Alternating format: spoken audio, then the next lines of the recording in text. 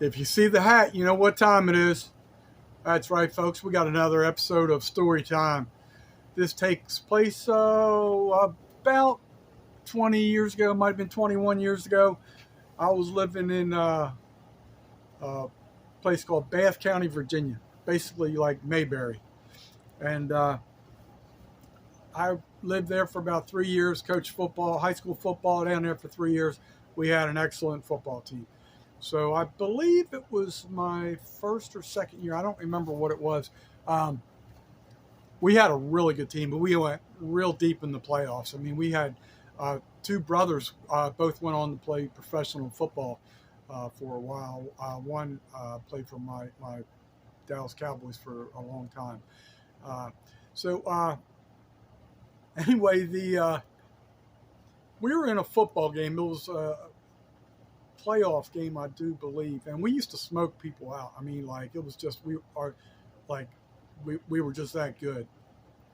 So we're playing another team. I forget the name who we were playing. It probably doesn't really matter, but our kicker wore number 2, and we are up by I, I don't know. I know it was in the fourth quarter. I want to say maybe like 5 minutes left or something like that. We're up something like 50-3 or something crazy. I know we were up by like at least 40 points. So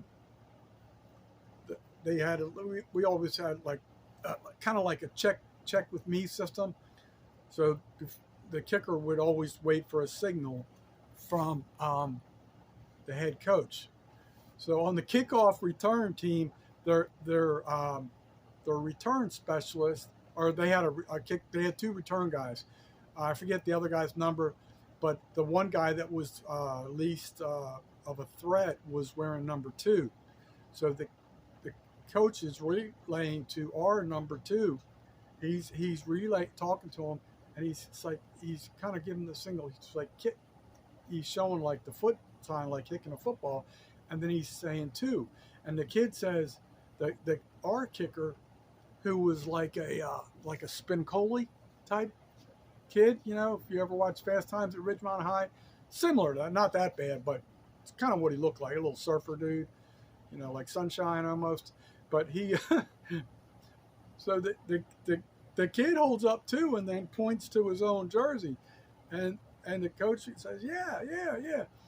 So like I said, we're up by, I don't know, 40, 45 points, 48, whatever it was, and he onside kicks it and recovers his own onside kick. And now, you know, we're like, and this was not a called thing, but the coaches on the other side thought it was. They thought it was very unsportsmanlike. And needless to say, at the end of the game, when everybody was supposed to shake hands, it was like a near riot because they thought we coached that, and it was just a pure misunderstanding by a kid that wasn't that bright. But anyway, so that's a true story time, football edition. Thanks for tuning in, and I'll see you next time.